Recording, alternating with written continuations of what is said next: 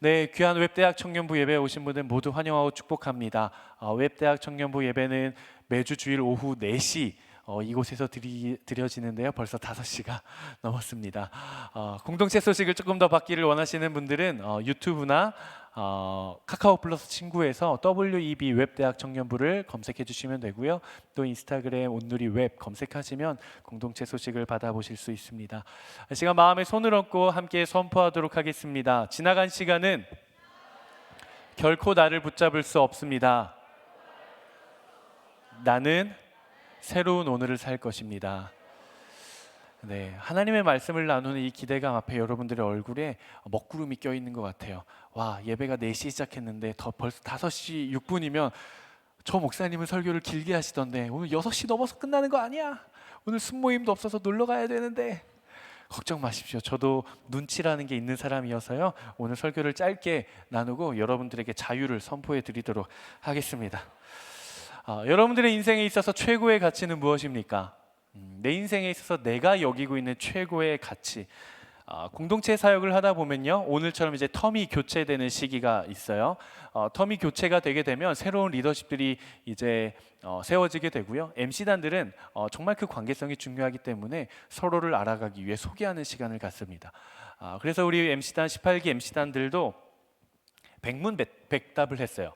100가지 질문에 대해 답변을 하는 그런 시간을 가지면서 서로를 알아가는 그런 시간을 가졌습니다. 근데 질문 중에 어떤 질문이 있냐면 이런 질문이 있었어요. 사랑, 우정, 돈, 나에게 중요한 우선순위로 나열해 보시오. 그래도 참 감사하게도 우리 상위 리더십들 가운데 돈이 내 삶의 최고의 우선순위입니다라고 하는 MC단들은 없었습니다. 여러분들은 어떠신가요? 사랑, 우정, 돈, 이 중에 과연 나에게 있어서 가장 중요한 우선순위는 어떤 것입니까? 많은 청년들이 그래도 감사하게도 돈보다는 사랑이나 우정을 택하는 경우를 보게 됩니다. 간혹 가다가 사랑과 우정보다 내 인생에 있어서 목사님 저는 돈이 더 중요합니다 라고 하시는 분들 계실 수 있어요. 잘못된 게 아니에요. 죄가 아니에요. 정죄하지 않겠습니다.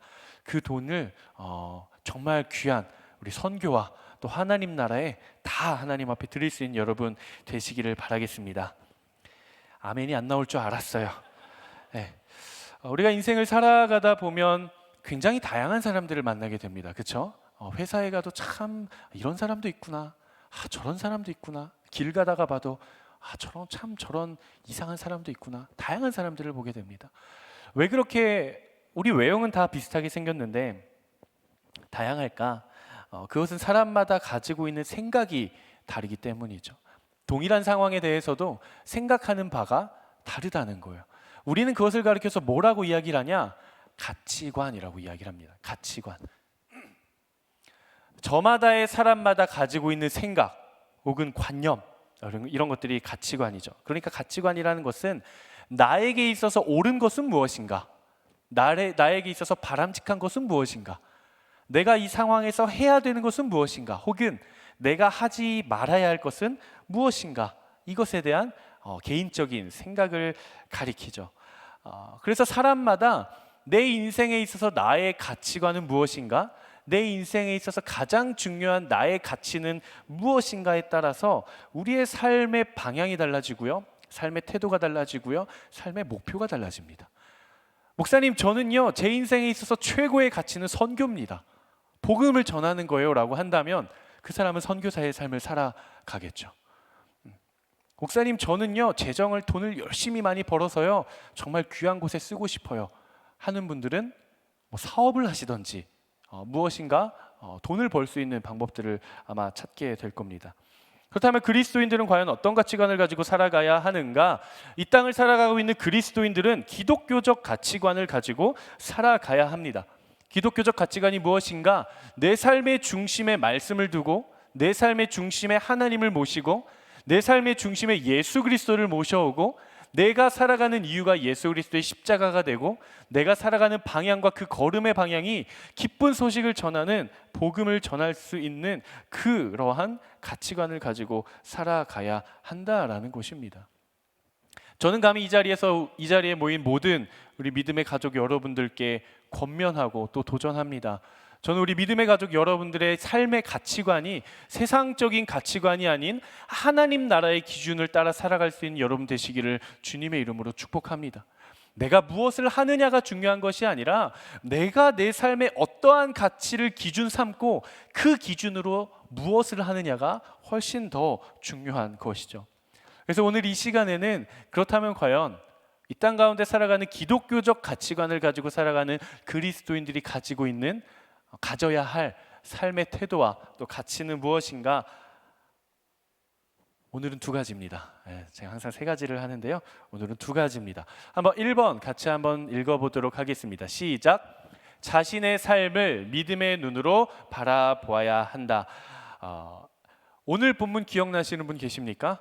굉장히 오래전에 본문을 읽어가지고 본문이 잘 기억이 나시지 않겠습니다만 오늘 본문을 보면 아주 상반된 두 가지 가치관을 가진 사람을 만나볼 수가 있습니다. 바로 이삭의 두 아들인 쌍둥이 아들 에서와 야곱이에요. 오늘 성경을 보면 이삭의 아내 리브가, 지난주에 우리가 1톤의 물을 길어왔던 그 천하 여인 리브가, 그 리브가가 아브라함의 아내 사레처럼 오랜 시간 동안 자녀가 없었습니다. 40세에 이삭이 리브가 결혼을 했는데 60세까지 자녀가 없었어요. 20년 동안 자녀가 없자 이 이삭과 리브가가 근심을 했겠죠. 그래서 하나님 앞에 나아가 간구합니다. 하나님, 약속의 통로를 주십시오. 그래서 하나님께서 응답을 해주세요. 그래서 태에 아이를 갖게 하시는데 쌍둥이, 리브가의 태 속에 쌍둥이 두 생명이 잉태하게 됩니다. 그들이 바로 에서와 야곱입니다. 야곱은 이스라엘 민족의 족장이 되고요, 에서는 에돔 족속의 시초가 됩니다.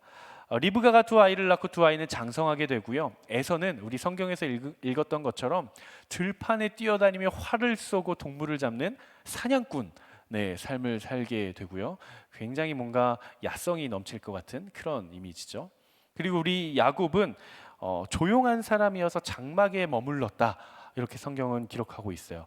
제가 봤을 때 에서는 이고 야곱은 아이일 것 같아요. 아주 상반된 두 아이로 성장을 하게 됩니다. 그러다가 어느 날 하나의 사건이 벌어지죠. 우리가 잘 알고 있는 소위 우리가 팥죽이라고도 하는 붉은 죽을 이제 두 형제가 거래하는 사건이 발생을 합니다.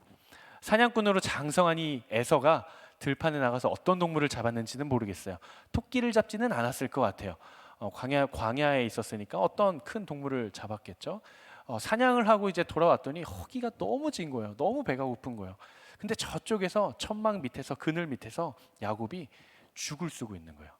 냄새가 솔솔솔솔 풍기는 죽. 그래서 에서가 야곱에게 이야기를 합니다. 동생아, 그 붉은 죽을 지금 내가 바로 먹게 해달라. 내가 지금 배가 고파가지고 진짜 쓰러질 지경이다. 죽기 일보 직전이다. 그러니까 그 죽 좀 나 좀 먹게 해줘라. 그러자 야곱이 이렇게 이야기를 해요. 형님, 장자권을 제게 주십시오. 아브라함의 하나님께 맹세하시고 그 장자권을 제게 주시면 제가 이 죽을 드리겠습니다. 그러자 에서가 뭐라고 합니까?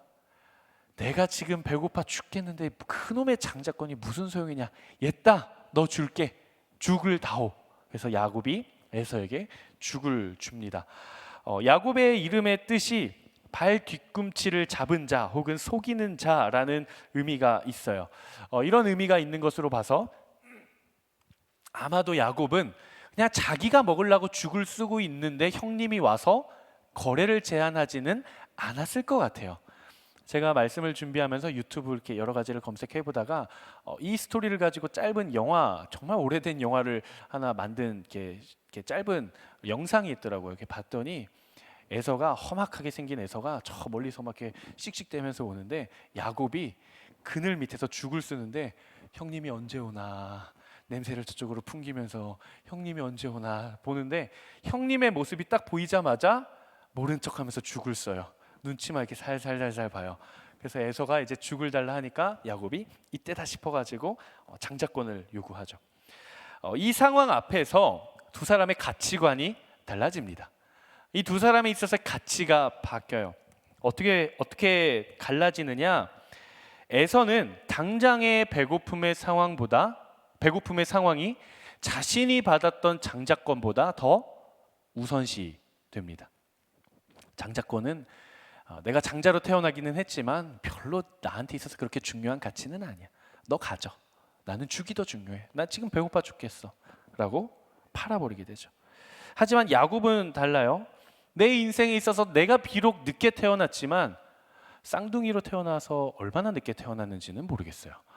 거의 동시에 태어나기는 했겠지만 동생으로 태어나서 내가 받지 못한 장자권, 그 장자권에 대해서 내 인생의 가치를 거기에 두게 됩니다. 형이었던 에서는 배고픔에 당장 눈앞에 있는 것들에 가치를 두게 되고, 동생은 장자권에 가치를 두게 되죠. 그래서 에서는 먼저 태어났음에도 불구하고 장자권의 축복을 받지 못하게 되고요. 야곱은 두 번째로 태어났음에도 불구하고 장자권의 축복을 받게 됩니다. 혹시 이 중에 첫째 있으세요? 첫째 한번 손 들어볼까요? 집에 가서 양말을 꼭 신으세요. 발 뒤꿈치를 잡히면 장자권이 뺏깁니다. 둘째 있으세요? 네. 언니나 오빠나 형이나 누나나 뒤꿈치를 보세요. 네. 호시탐탐 노리세요. 외동 있으세요? 저도 외동인데. 네, 외동 여기저기 외동들이 있네요. 어차피 모든 축복은 당신들 겁니다. 고민하지 말고 사시면 돼요. 장자권이라는 게 도대체 뭐길래 이렇게 형제들이 다툼을 했는가? 장자권에 대해서 이렇게 좀 정리를 해 왔습니다. 성경 시대였던 고대 근동 세계에서의 장자의 명분이라고 하는 건 세 가지입니다. 첫 번째, 가정을 통솔할 수 있는 권리. 그리고 두 번째, 아버지가 죽고 나서 재산 상속을 할 때 다른 형제들보다 2배의 재산을 받을 수 있는 권리. 그리고 세 번째, 하나님의 언약을 계승받을 수 있는 권리. 손을 한번 들어볼 건데요. 손을 안 드시면 안 돼요. 자, 첫 번째, 내가 봤을 때 나에게 장자권이 있다라고 한다면 나는 저 세 가지 중에 저 항목이 굉장히 나에게 매력적으로 다가온다. 자, 첫 번째, 내 가정은 내가 다스리겠다. 눈치 보고 들지를 않으시네요. 자, 있었어요. 두 번째, 아버지가 죽고 나서 난 재산을 2배로 받겠다. 눈치 보지 마십시오. 아무도 정죄하지 않습니다. 자, 오케이. 이렇게 손을 한번 들어보시겠어요? 자, 세 번째, 하나님의 언약을 계승받을 권리가 난 가장 중요한 것 같다. 자, 네 번째, 다 모르겠고 일찍 끝났으면 좋겠다. 네, 여기저기 손을 드네요.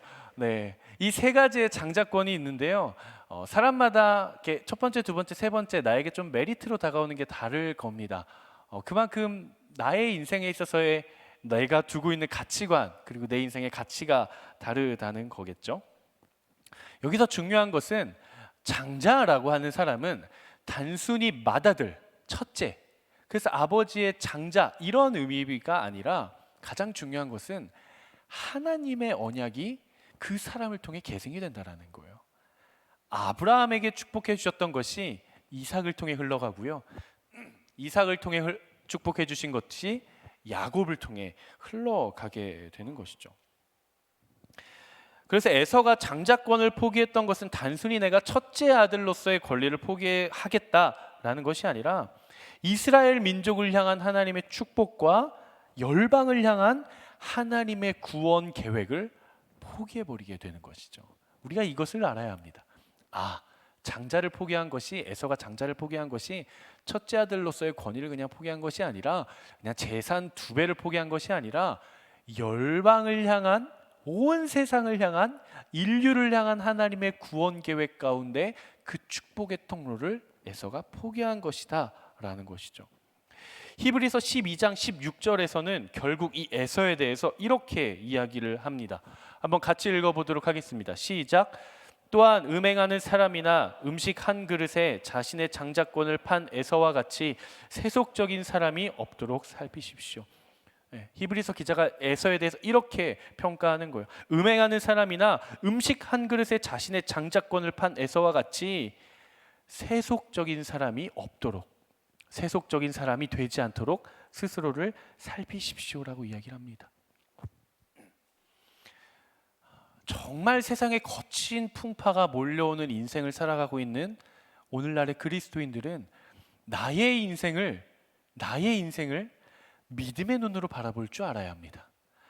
세상의 눈으로 봤을 때는 내 인생이 별로 가진 것이 없고 이루어 놓은 것이 없고 내가 스펙이 조금 부족하고 내가 체력적으로 좀 부족하고 외모적으로 좀 부족하고 환경적으로 좀 부족하고 그렇게 보인다고 할지라도 하나님의 눈과 믿음의 눈으로 나의 인생을 바라보아야 하는 것이죠.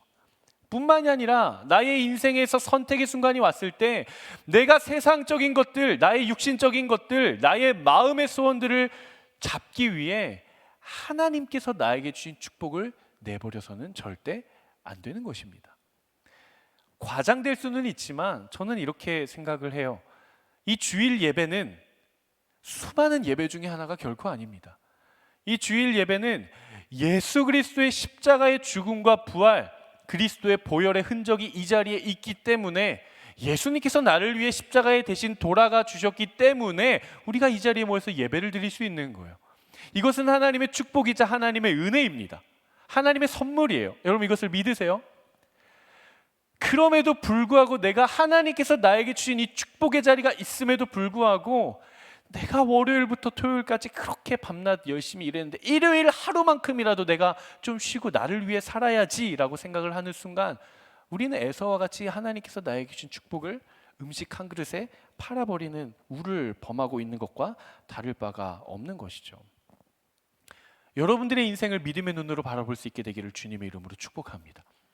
사도 바울은요, 자신의 몸에 육체의 질고가 있었어요. 눈도 안 좋았고요, 아마 말라리아도 걸렸을 것이다 라고 많은 학자들이 이야기를 하고요. 사도 바울은 복음을 전하다가 죽기 직전까지 갔습니다. 온 몸이 상해 있었어요. 그러면서 자신의 이 육체의 질고를 향해서 뭐라고 이야기를 하냐, 육체의 가시다라고 이야기를 해요. 육체의 가시. 가시가 뭐예요? 찔려 있는 거죠. 계속해서 찔려 있으면 신경이 쓰여요. 조금만 움직여도 찔리면 따끔, 조금만 움직여도 찔리면 따끔. 근데 사도 바울은 하나님께서 자신의 육체 가운데 주신 이 육체의 가시를 불평과 불만으로 세상적인 기준으로 봤을 때, 세상적인 가치관으로 봤을 때에는 쓸모없는 사람이에요. 아무데도 쓸모가 없어요. 체력적으로도 좋지도 않고 몸도 아프고 키도 작고 얼굴도 너무 못생기고 볼품이 없는 사람이에요. 그런데 사도 바울은 뭐라고 이야기를 하냐, 하나님께서 나에게 육체의 가시를 허락해 주셨기 때문에 내가 복음을 전하고 하나님의 영광이 나타났을 때 이것이 내가 한 것이라고 고백하지 않고 교만하지 않고 하나님 앞에 겸손하게 하시기 위해 하나님께서 이 육체의 가시를 나의 육체 가운데 두셨다라고 이야기를 합니다. 이게 바로 나의 인생을 믿음의 눈으로 바라보는 사람이에요. 여러분들 가운데 육체에 질병이 있는 사람 계십니까? 육체에 가시가 있는 분 계세요? 혹시 여러분들의 환경 가운데 환경에 가시가 있는 분 계세요? 관계 가운데 관계에 가시가 있는 분 계십니까? 혹은 나의 가정 환경으로 인해 내가 살아온 배경으로 인해 내 영혼과 내 마음 깊은 곳에 너무나도 쓴뿌리의 상처가 있어서 상처에 가시가 있는 분이 계십니까? 여러분 그 모든 상황들은 결코 여러분들을 붙잡을 수 없습니다. 여러분들이 하나님 앞에 쓰임받고 하나님의 비전을 가지고 하나님 나라를 귀하게 섬기는 그 거룩한 여정 가운데, 그 걸음 가운데 그 모든 가시들은 여러분들을 결코 제한할 수도 없고 여러분들을 가로막을 수도 없고 여러분들을 붙잡을 수도 없는 거예요. 세상적인 눈으로 봤을 때는 모든 것이 불평덩어리죠. 저는 원래 이렇게 태어났어요. 저는 원래 이런 환경을 가졌어요. 저는 원래 이런 성격을 지니고 있어요. 그런데 왜요? 가 아니라 하나님, 그럼에도 불구하고 나의 인생을 사용하길 원하시는 하나님의 믿음의 눈을 제게 허락하여 주시옵소서. 나의 삶을 바라보고 나의 생각을 바라보고 나의 마음을 바라보고 나의 환경을 바라보는 그 눈이 세상적인 가치와 세상적인 기준으로 나 스스로를 바라보는 것이 아니라 하나님의 눈과 예수 그리스도의 마음과 믿음의 눈으로 나의 인생을 바라볼 수 있는 그 담대한 믿음을 내게 허락하여 주시옵소서 라는 고백이 되어야 하는 것이죠. 그렇게 나의 인생의 가치가 바뀌기 시작하는 순간 무슨 일이 일어나는지 아십니까? 내 삶에 감사가 넘쳐납니다. 모든 것이 불평, 불만이었다면 그 불평과 그 불만의 대상을 통해 오히려 감사가 생기는 거예요. 하나님이 그걸 통해 일하시고 하나님이 그걸 통해 하나님을 만나게 하시고 내 삶에 감사가 넘쳐나게 되는 것이죠. 저는 우리 웹대학 청년부 모든 믿음의 가족 여러분들이 밭에 숨겨져 있는 보화를 사기 위해 모든 재산을 다 팔아 그 밭을 샀던 사람처럼, 그리고 정말 좋은 진주 하나를 사기 위해 나의 재산을 다 팔아 그 좋은 진주 하나를 샀던 것처럼, 여러분들의 인생을 빛나게 해줄 수 있는 그 가치 하나에 여러분 모든 것들을 다 쏟아부을 수 있는 여러분 되시기를 주님의 이름으로 축복합니다. 두 번째 한번 같이 읽어보도록 하겠습니다. 두 번째 시작. 하나님에 대한 마음을 품어야 한다. 하나님에 대한 마음을 품어야 합니다. 에서는 배고픔을 참지 못하고 눈앞에 있는 허기짐을 달래기 위해 육체의 만족을 얻기 위해서 하늘의 장자권을 팔아버립니다. 그런데 우리가 생각해 봐야 할 것이 있어요. 과연 장자권이라는 것이 말 한마디와 음식 한 그릇으로 거래할 수 있는, 팔아버릴 수 있는 것일까? 조금 더 쉽게 이야기를 하자면, 과연 에서와 야곱 간의 그 거래가 합법적이고 합리적이고 인정받을 수 있을 만한 거래였나라는 거예요. 누가 사기를 쳤다는 게 아니라 그 거래가 과연 가능한 건가? 어떠실 것 같습니까? 가능할 것 같으세요? 불가능할 것 같으세요? 결론을 먼저 이야기를 하자면, 그들이 아무리 장자권을 주겠다 약속을 하고 팥죽 한 그릇을 얻어먹었다고 해서 그들의 거래는 성립되는 것이 결코 아니었습니다. 여전히 장자는 에서였어요. 이렇게 생각을 해보죠. 여러분들 가운데 순장이 세워졌어요. 순장이 순장들과 순모임을 하는데 어떤 순원이 정말 나눔을 너무 깊게 잘하고 기도 인도도 잘하고 너무 잘하는 거예요.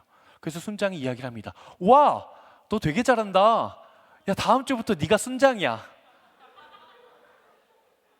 그러면 순장이 넘어갑니까? 넘어가지 않아요. 순장은 하나님이 부르시고 교역자의 콜링에 의해 하나님이 세우신 사람입니다. 제가 이야기를 해요. 우리 찬양 인도하는 유현진 형제가 있어요.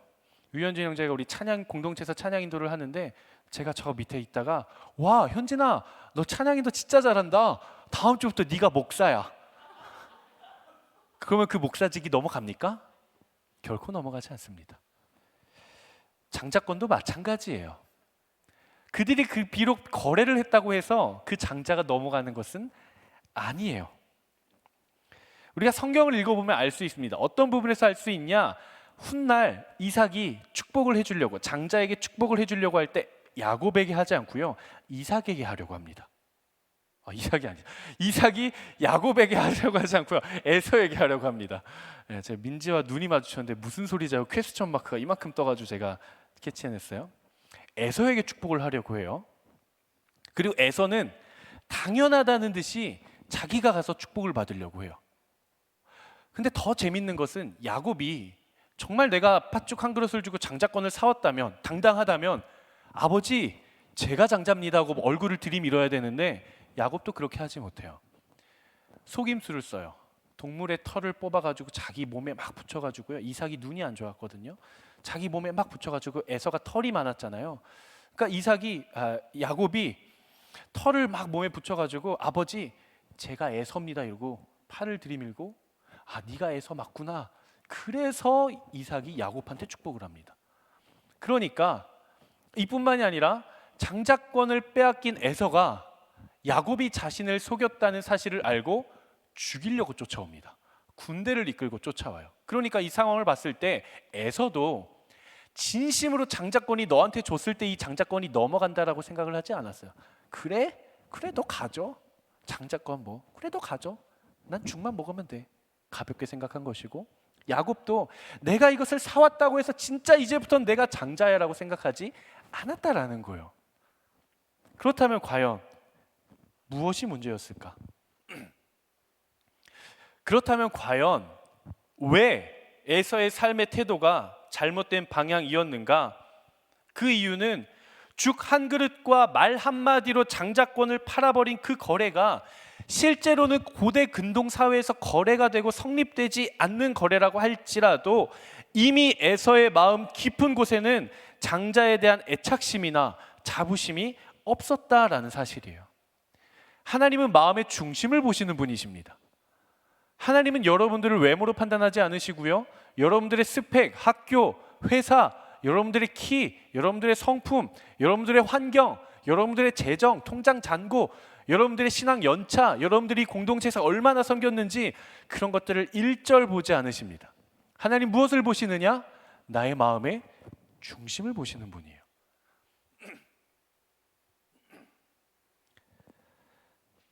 에서와 야곱이 한 그 거래가 실제적인 효력이 있냐 없냐의 문제가 아니라 그 두 사람 사이의 마음의 중심에 어떠한 가치의 차이가 있었느냐, 하나님 그것을 보신 거예요.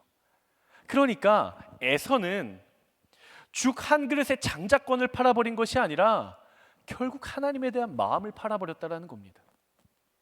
에서는 지극히도 하나님을 사랑한 것이 아니라 하나님에 대한 경외함도 없고 하나님에 대한 축복에 대한 갈망도 없고 하나님에 대한 관심도 없었어요.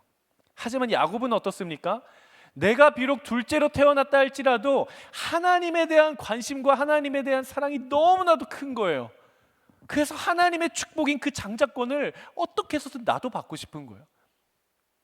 하나님 그 마음의 중심을 보신 것이죠. 제가 그 영상을 보는데요, 더빙이었어요. 더빙이었는데 그 팔레스타인 쪽 중동 지역 사람처럼 옷을 입고 어이 에서 이러면서 막 두 사람이 대화를 나누는데요, 야곱이 에서한테 뭐라고 이야기를 하냐면, 리브가가 이렇게 걱정을 해요. 아이 야곱아, 에서가 자꾸 저렇게 돌집을 지으려고 하니 내가 걱정이다. 그러면서 야곱이 에서한테 가서 뭐라고 이야기를 하냐면, 에서 돌집 좀 그만 짓지 그래. 우리는 거주하는 사람이 아니야. 우리는 하나님의 뜻을 따라 나아가는 사람들이지 하나님이 보내신 곳으로 가는 유랑민족이지 우리는 한 곳에 정착해서 사는 사람들이 아니야. 돌집을 짓지 마라고 이야기를 해요. 돌집이 무엇이었냐? 가나안 족속의 이방 문화였어요. 유대 민족을 살아가며 광야를 살아가는 그 사람들이 날마다 하나님이 주시는 것을 먹고 하나님이 보내시는 곳으로 가야 되는데, 에서는 이방 여인을 아내로 맞아들이면서 이방 풍습을 받아들이면서 나는 움직이지 않아. 난 돌집을 지을 거야 하고 집을 짓기 시작하는 거예요. 그 자리에. 그러면서 야곱을 향해 에서가 이렇게 이야기를 해요. 너도 하나 지어. 부러우면 너도 하나 지으면 되잖아. 그렇게 이야기를 합니다. 중요한 것은 한순간에 있었던 어떤 사건이 아니라 나의 삶의 중심에 하나님이 계시는가, 하나님이 계시지 않는가라는 것이죠. 여러분들이 인생에 나아가서 세상에 나아가서 어떤 직업을 가지는가, 어떤 환경을 가지는가, 어떤 학교를 다니는가 저는 관심이 없습니다. 제가 관심 있는 것은 딱 하나예요. 여러분들의 삶의 중심에 하나님을 모시고 그 학교를 다니는가, 여러분들의 삶의 중심에 예수 그리스도의 십자가를 붙들고 그 회사를 다니는가, 여러분들의 마음의 중심에 복음을 심고 가정으로 돌아가는가, 하나님은 그것을 바라보시는 겁니다. 저는 여러분들의 삶의 중심에 기독교적 가치관이 심어지기를 주님의 이름으로 축복합니다. 저는 여러분들의 마음의 중심에 하나님 한 분에 대한 마음으로 가득 채워지기를 주님의 이름으로 축복합니다. 마음은 모든 것의 근원입니다. 그리고 마음의 삶이 태도를 만들어내는 것이죠. 잠언 4장 23절 말씀을 함께 같이 읽고 말씀을 마무리하려고 합니다. 우리 같이 한번 읽어보도록 하겠습니다. 시작.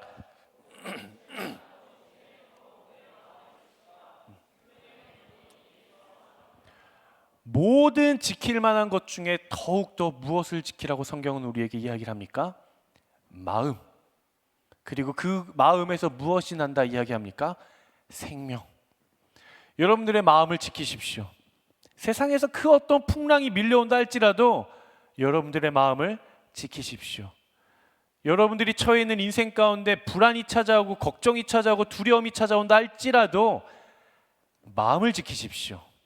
하나님께서 그 마음을 보시고 우리의 삶을 사용하시고 여러분들의 삶을 통해 아름다운 축복을 주시고 또 귀한 하나님의 나라에 사용하실 줄로 믿습니다. 아멘. 아멘. 말씀을 마무리하려고 합니다. 여러분들의 인생 가운데 죽어도 버릴 수 없는 게 있으십니까? 목사님, 저는 진짜 자존심은 죽어도 못 버리겠어요. 목사님, 저는요 진짜 제가 학창 시절 정말 제가 가고 싶었던 그 학교, 명문 학교, 거기 가려고 제 인생 다 바쳤거든요. 그래서 저는요 제 학력을 절대 못 버리겠습니다. 목사님, 저는요 그 회사에 들어가려고 다 포기했어요. 그 회사 저는 못 버립니다. 목사님, 저는요 너무 가난하게 자라서요 저는 가난이 너무 싫어요. 그래서 목사님, 저는 재정을 못 버리겠어요. 목사님, 저는요 제 마음 가운데 있는 상처가 너무 크고 깊어서요 누군가가 저에게 상처 주는 그 말들이나 행동들을 못 버티겠어요. 목사님, 저는 그게 가장 중요합니다. 여러분들의 인생 가운데 죽어도 버릴 수 없는 것, 여러분들의 인생에 가장 가치 있는 것 무엇이 있습니까? 제가 한 번 더 질문을 하도록 하겠습니다. 누군가가 여러분들의 인생 가운데 가장 가치 있게 가지고 있는 세상적 가치를 값으로 매겨 구매를 하겠다라고 한다면 여러분들은 얼마에 파시겠습니까? 100만 원? 1000만 원? 1억을 받으면 파시겠습니까? 100억을 받으면 파시겠습니까? 제가 한 번 더 질문을 하겠습니다. 그렇다면 여러분들은 지금 붙잡고 있는 그 가치를 지키기 위해 여러분들의 생명 그 자체를 버리실 각오가 되어 있으십니까? 우리가 기억해야 되는 사실이 한 가지가 있어요. 무엇이냐? 그의 인생의 가장 중요한 가치, 그의 인생에 죽어도 버릴 수 없는 것, 그의 인생에 무엇과도 바꿀 수 없는 것, 그 사람들을 살리시기 위해 모든 것을 다 버리고 자신의 생명까지 내어주신 분이 계십니다. 그분이 바로 예수 그리스도예요. 우리는 우리의 인생에 있어서 나의 가장 중요한 가치를 발견하고 그것을 붙잡기 위해 살아가는데 예수님은 그러한 나를 살리시기 위해 자신의 생명까지도 바치셨습니다. 제가 이제 다시 여러분들에게 질문합니다. 여러분들의 인생에 있어서 가장 중요한 가치는 무엇입니까? 예수 그리스도 한 분이 여러분들의 인생의 가장 중요한 가치가 되시기를 주님의 이름으로 축복합니다. 이 시간 우리 같이 한번 찬양하고 같이 기도했으면 좋겠는데요. 하나님, 내 삶에 예수 그리스도 한 분만을 붙잡겠습니다. 하나님, 내가 세상에 나아가 무엇을 하며 무엇을 살아가든 예수 그리스도의 십자가와 하나님에 대한 마음을 붙들고 살아가겠습니다라고 고백하시는 분들 한번 자리에서 한번 일어나 보시겠습니까? 우리 시간 결단하며 함께 찬양하며 기도하며 나아갔으면 좋겠습니다. 하나님, 오직 내가 예수 그리스도 한 분만 붙잡게 하여 주시옵소서. 오직 내 안에 소망이 예수 그리스도 한 분만 되게 하여 주시옵소서. 이러한 마음 가지고 우리 함께 찬양하며 나아가도록 하겠습니다. 내 삶의 소망, 내 삶의 소망, 내가 바라는 한 분, 예수 닮기를 내가 원하네. 한없는 사랑, 한없는 사랑,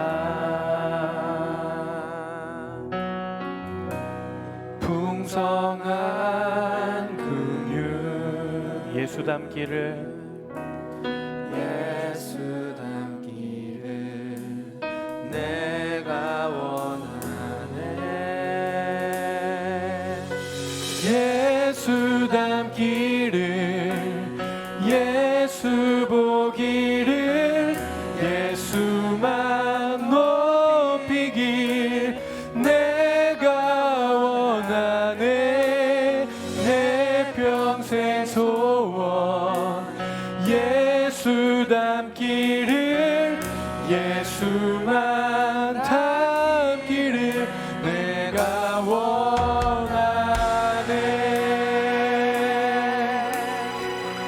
온유하시고 겸손하신 성품, 온유하시고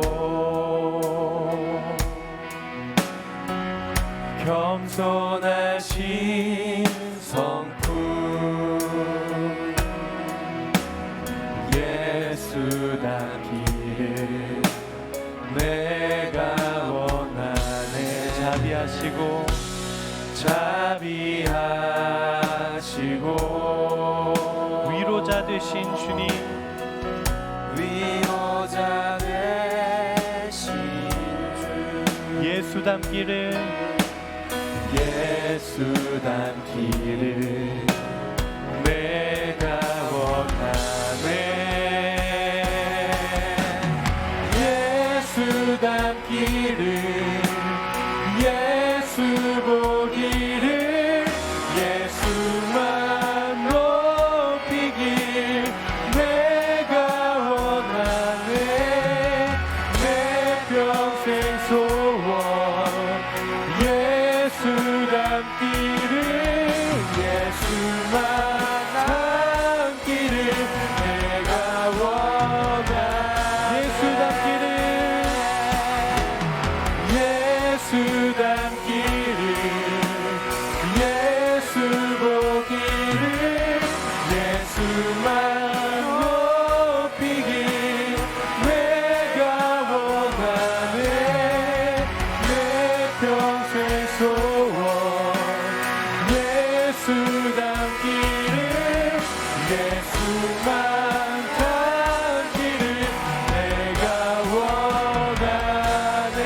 완전하신 예수 완전하신 예수 내 삶을 새롭게 하시네.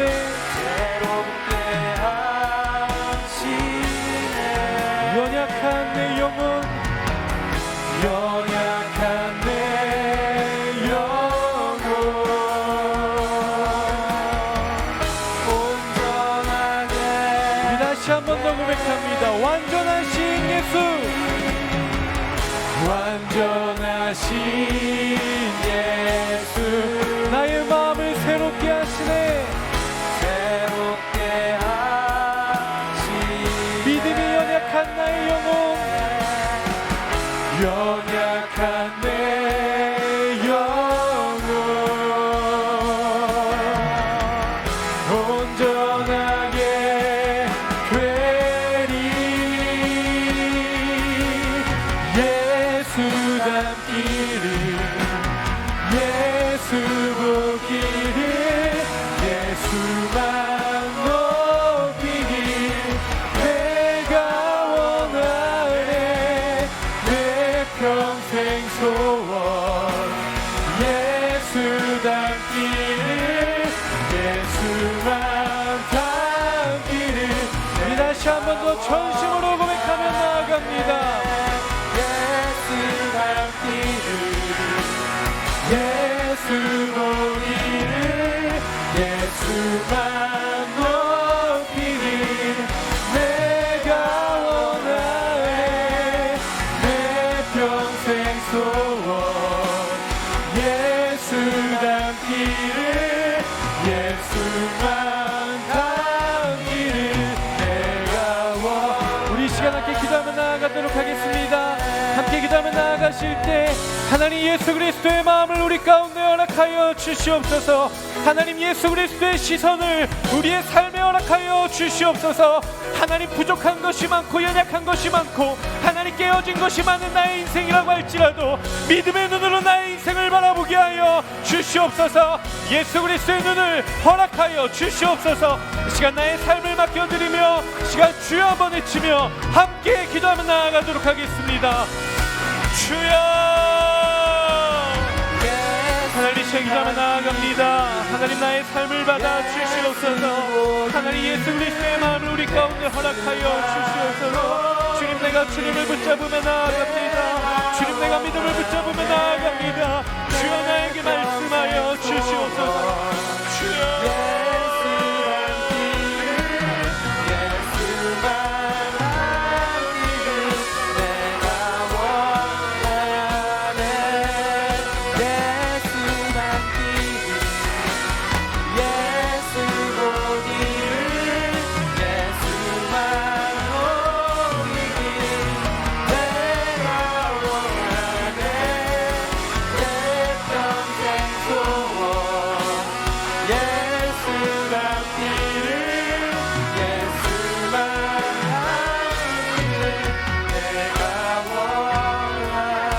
시간 한번 더 기도하며 나아가도록 하겠습니다. 함께 기도하며 나아가실 때 하나님 거대한 세상으로부터 오는 모든 폭풍 가운데 하나님 그것들을 뛰어넘을 수 있는 믿음을 허락하여 주시옵소서. 하나님 나의 상황을 바라봤을 때, 하나님 나의 인생의 현주소를 봤을 때 너무나도 두려움이 가득하고 불안이 가득하고 하나님 초조함이 가득하고 하나님 많은 걱정들이 가득합니다. 하지만 하나님 그럼에도 불구하고 우리의 영혼과 우리의 마음과 우리의 모든 생각을 채우는 것이 세상적인 가치관이 아닌 하나님에 대한 마음을 허락하여 주시옵소서. 오직 하나님 한 분만이 나의 삶의 중심으로 오실 수 있도록 인도하여 주시옵소서. 아버지, 나의 마음 깊은 곳 가운데 예수 그리스도의 십자가가 세워지게 하여 주시고 주의 복음으로 가득 차게 하여 주시고 하나님 나라에 대한 소망으로 우리의 마음이 가득 차고 넘치게 하여 주시옵소서. 이 시간 주여 세 번 외치며 나의 삶과 나의 마음을 주님 손에 맡겨드리며 함께 기도합니다. 주여, 주여, 주여. 아버지 하나님, 이 시간 기도하며 나아갑니다. 아버지, 우리의 마음 가운데 아버지 하나님에 대한 마음을 가득 차게 하여 주시옵소서. 예수 그리스도의 십자가가 세워지게 하여 주시옵소서. 주여, 말씀 앞에 순종하는 삶의 예배, 주 앞에 엎드려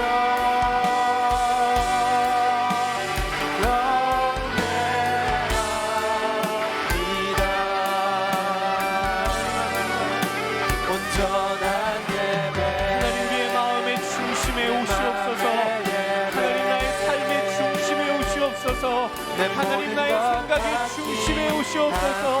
하나님 나의 심령 깊은 곳 가운데 오시옵소서.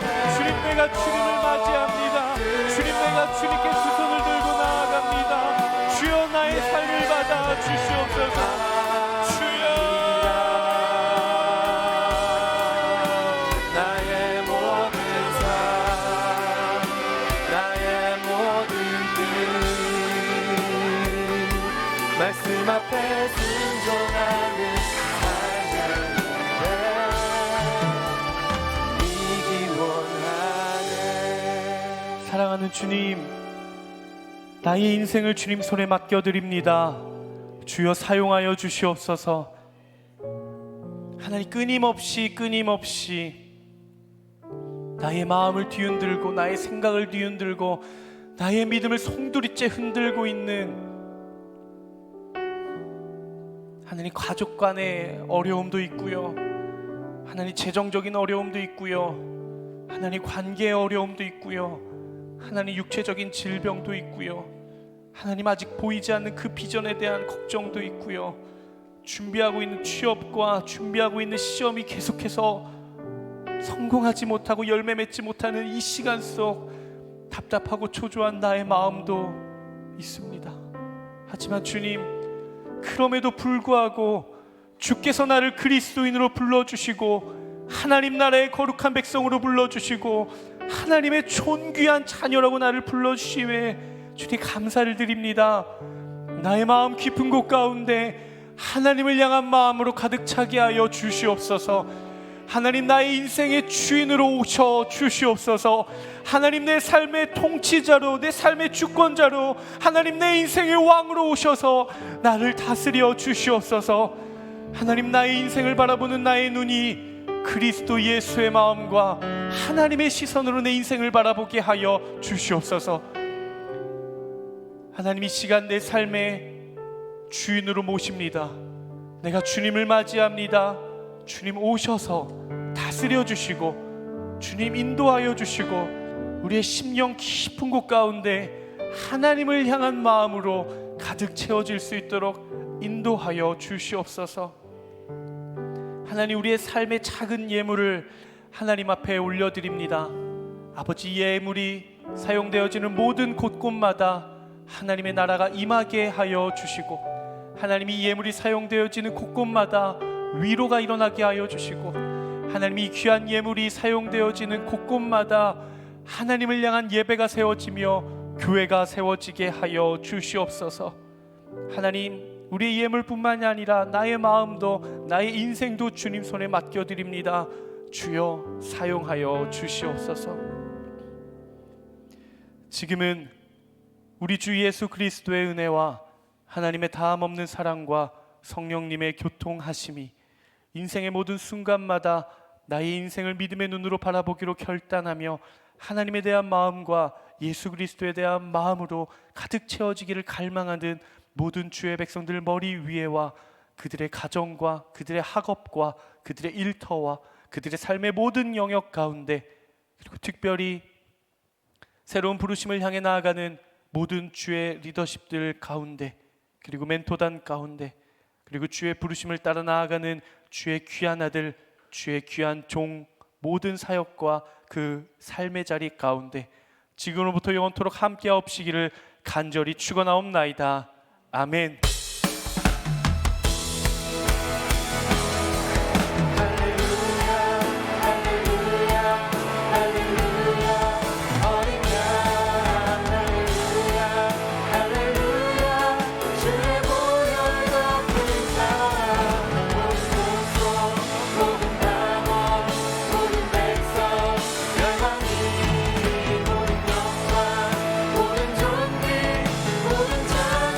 삶을 통일하신 하나님께 우리 모든 영광의 박수 함께 올려드리도록 하겠습니다.